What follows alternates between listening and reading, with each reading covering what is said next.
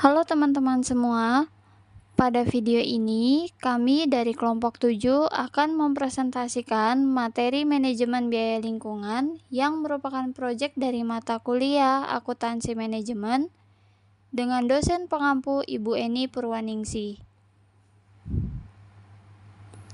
Anggota kelompok kami terdiri dari Sylvia, Putih Zahra, Adispia, dan Salmanur Martiana Sugiarto. Berikut materi akan kami presentasikan terdiri dari pendahuluan, pengertian, jenis-jenis, manfaat, strategi, AML, studi kasus, dan kesimpulan. Pada pendahuluan, isu lingkungan saat ini semakin menjadi perhatian dalam dunia bisnis. Perusahaan tidak hanya dituntut untuk meraih keuntungan, tetapi juga bertanggung jawab atas dampak lingkungan yang ditimbulkan dari operasionalnya. Tuntutan regulasi, kesadaran konsumen, dan risiko lingkungan yang semakin besar membuat pengelolaan biaya lingkungan menjadi bagian penting dari strategi perusahaan. Manajemen biaya lingkungan membantu perusahaan mengelola, memonitor, dan menekan biaya yang timbul akibat aktivitas yang mempengaruhi lingkungan. Selain mencegah risiko hukum dan kerugian reputasi, pengelolaan ini juga mendorong efisiensi, inovasi, dan keunggulan bersaing.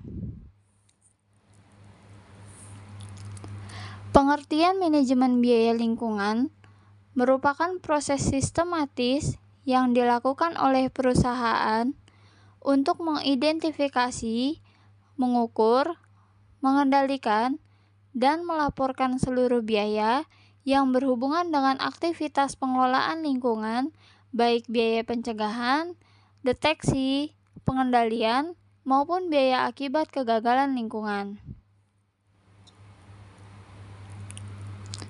Tujuan utama dari manajemen biaya lingkungan adalah meminimalisasi dampak negatif lingkungan serta meningkatkan efisiensi biaya operasional secara berkelanjutan.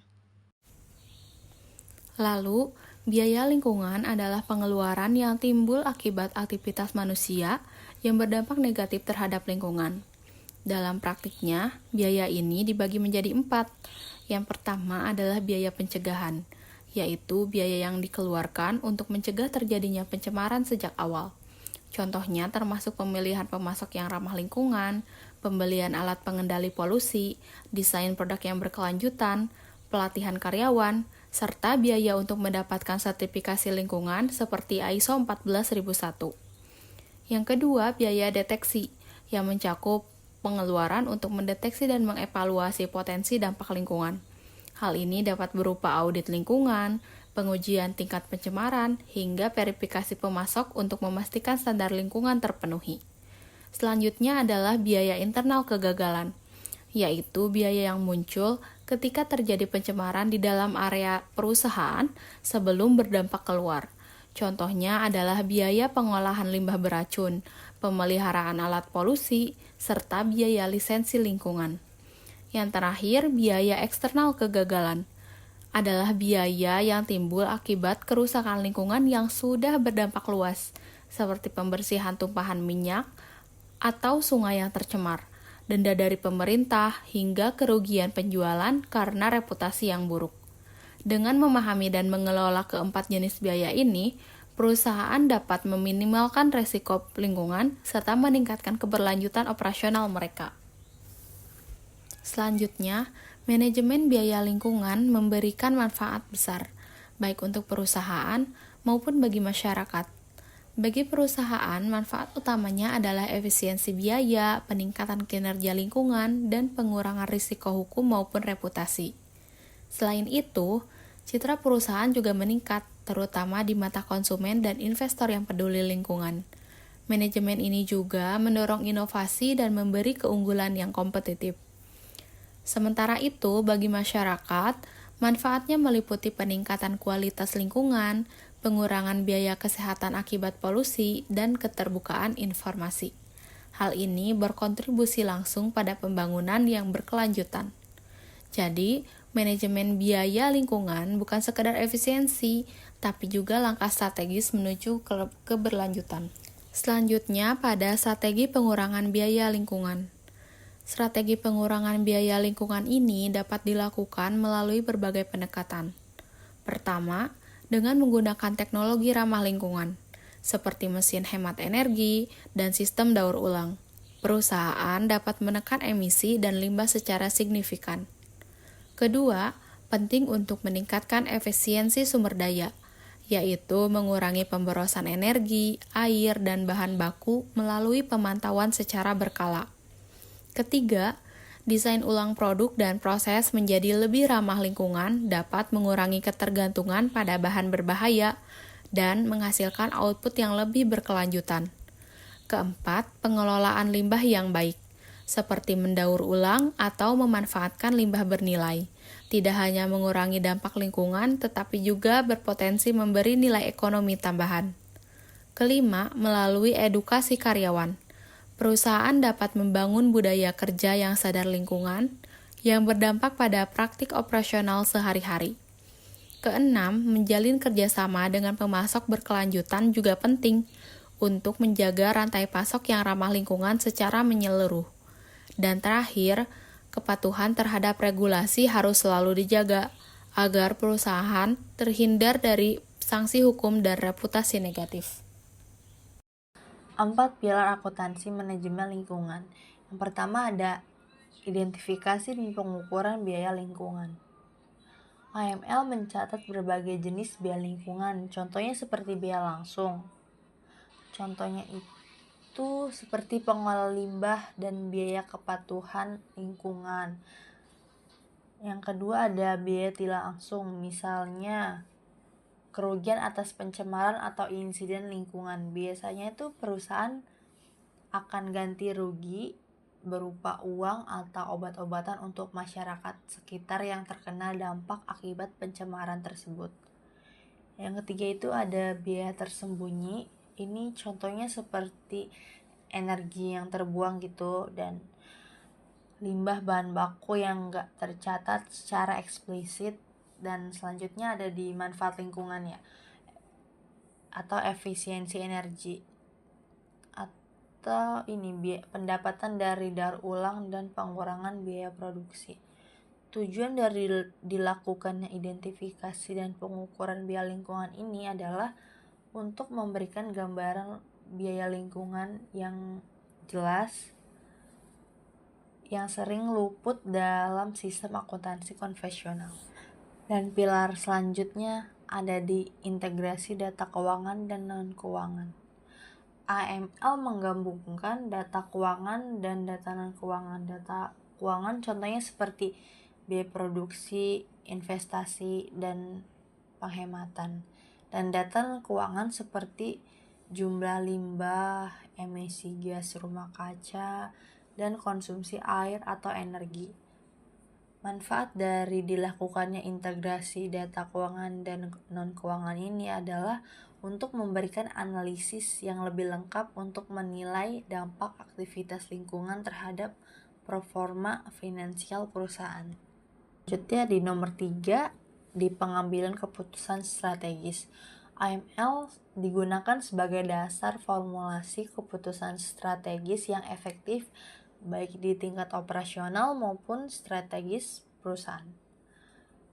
Keputusan operasional ini contohnya seperti mengidentifikasi dan mengoptimalkan proses produksi yang tidak efisien dalam penggunaan sumber daya.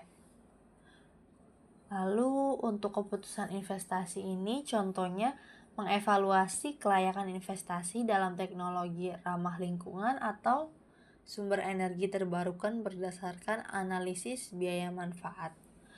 Contoh untuk keputusan strategis perusahaan itu mengembangkan produk dan layanan keberlanjutan, serta merumuskan strategi bisnis yang mengintegrasikan aspek keberlangsungan. Dan selanjutnya ada pelaporan kinerja.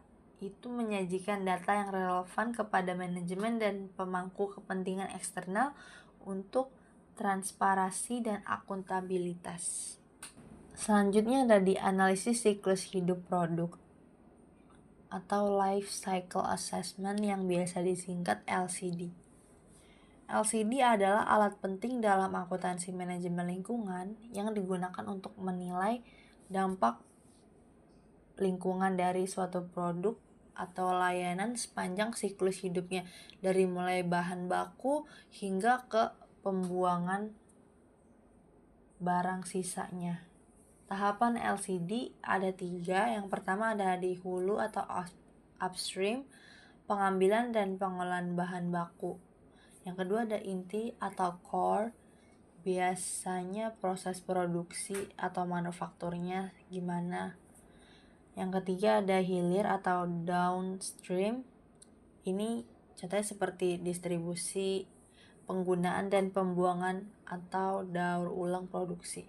Tujuan dilakukannya LCD ini adalah mengidentifikasi tahapan paling beresiko bagi lingkungan dan merancang solusi yang lebih ramah lingkungan. Oke, selanjutnya studi kasus PT Pupuk Kaltim. PT Pupuk Kaltim ini adalah salah satu produsen pupuk terbesar di Indonesia yang menerapkan AML untuk mengelola dampak lingkungan dari operasionalnya itu sendiri yang padat energi dan bahan kimia. Penerapan AML yang dilakukan PT Pupuk Kaltim ini, yang pertama itu ada identifikasi biaya lingkungan. Mereka menemukan pemborosan energi dan biaya tersembunyi dari proses produksi pupuk tersebut. Selanjutnya ada mereka mengumpulkan data, menggabungkan data keuangan, biaya energi, biaya limbah, dan lain-lain, dan non-keuangan seperti emisi dan konsumsi air. Keputusan strategis yang mereka ambil yaitu mengganti mesin boros energi dengan mesin yang lebih rendah energi, mendaur ulang air limbah, dan menggunakan teknologi yang lebih ramah lingkungan. Dan analisis LCD yang mereka lakukan itu menilai dampak lingkungan produk dari awal produksi hingga digunakan oleh petani. Dan hasil dari AML PT Pupuk Kaltim ini, mereka berhasil menghemat energi dan air, penurunan emisi, mereka berhasil mengefisiensi biaya, dan proper emas dan Kementerian Lingkungan Hidup. Oke teman-teman, sekarang kita masuk ke bagian. Tapi penting banget nih buat kita bahas. Nah, ini tuh tantangan-tantangan dalam penerapan akuntansi manajer lingkungan atau AML. Tapi tenang, kita bahasnya santai-santai aja ya, pakai bahasa kita aja. Yang nomor 1, belum ada aturan yang jelas. Kalian pernah nggak sih ngerasa bingung kayak, loh ini aturan AML tuh kayak gimana sih sebenarnya? Nah, ternyata emang belum ada aturan yang jelas. Jadi wajar aja kalau masih banyak yang pada bingung. Contohnya nih, kalau misalnya main bola, tapi nggak ada garis lapangannya. Gimana coba? Kan pasti bingung ya kan? Nomor 2, data lingkungan sulit diperoleh. Ya, informasi tentang dampak atau biaya lingkungannya sering gak lengkap atau tidak dicatat dengan baik. Nomor 3, manajemennya kurang peduli. Banyak banget pimpinan perusahaan belum menganggapi AML ini sebagai hal yang penting. Contohnya, kadang tuh mereka mikir, yang penting cuan. Padahal lingkungan juga aset loh. Nomor 4, biaya penerapan yang mahal. Emang benar butuh banyak dana yang besar nih untuk sistem, pelatihan, dan perubahan proses kerja. Iya sih, mahal, tapi kan investasi jangka panjang itu penting. Setuju nggak? Nomor 5, sulit menilai dampak lingkungan dalam keuangan. yaitu kerusakan lingkungan sulit diukur dengan angka karena tidak ada harga pasar yang asli atau pasti. Gimana coba ngitung harga pohon yang ditebang? Kan bukan cuma soal kayunya aja. Nomor 6. Tenaga alih masih kurang. Masih sedikit banget orang yang paham tentang akuntansi sekaligus isu lingkungan. Jarang banget ketemu orang tuh yang paham akuntansi tapi cinta lingkungan. Kalian mau coba nggak jadi yang pertama? Atau udah ada? Bisa kedua deh. Lanjut, poin ketujuh, kurangnya dukungan dari pemerintah. Karena tidak banyak aturan atau insentif dari pemerintah yang mendorong dari penerapan ini. Kalau aturannya minim, kita jangan ikut-ikutan minim semangat ya. Nah, itu dia presentasi mengenai tantangan ini. Selanjutnya, kita akan next kesimpulan. Di kesimpulan pada presentasi ini ada 4 poin. Poin pertama, akuntansi manajemen lingkungan sangat penting untuk mendukung keberlanjutan bisnis dan menjaga tanggung jawab sosial perusahaan. Jadi intinya gini, akuntansi manajemen lingkungan tuh bukan soal angka atau laporan, tapi tentang masa depan, yaitu masa depan bumi dan juga bisnis. Kenapa penting? Karena ini merupakan salah satu cara paling strategis buat ngejaga keberlangsungan usaha tanpa ngorbanin lingkungan. Poin kedua, namun penerapannya masih menghadapi tantangan besar, baik dari sisi teknis yaitu data, standar atau pengukuran, sumber daya manusia, hingga kurangnya dukungan manajerial dan regulasi. Tapi ya, kita harus jujur juga, penerapannya masih jauh dari kata gampang. Dari data yang sulit, standarnya belum jelas, sampai kurangnya dukungan manajemen dan regulasi. Jadi, jangan heran kalau perusahaan masih banyak yang bingung atau bahkan cuek. Poin ketiga, diperlukan komitmen bersama dari manajemen, pemerintah, dan akademisi untuk menyediakan regulasi yang jelas, pelatihan SDM, serta insentif untuk mendorong penerapan AML ini secara luas. Solusinya? Ya, kita nggak bisa kerja sendiri. Butuh bareng-bareng, manajemen yang peduli, pemerintah yang ngasih arah dan insentif, dan juga akademisi yang bantu nyiapin SDM dan juga regulasinya. Kalau semuanya jalan bareng, AML bisa banget diterapin secara luas. Poin keempat, dengan mengatasi tantangan ini, perusahaan tidak hanya menjaga lingkungan, tetapi juga menciptakan nilai tambah jangka panjang secara ekonomi dan juga reputasi. Ini benar banget. Dengan menerapkan AML, perusahaan gak cuma jadi pahlawan lingkungan, tapi juga dapat nilai tambah baik dari sisi ekonomi, reputasi, maupun kepercayaan publik.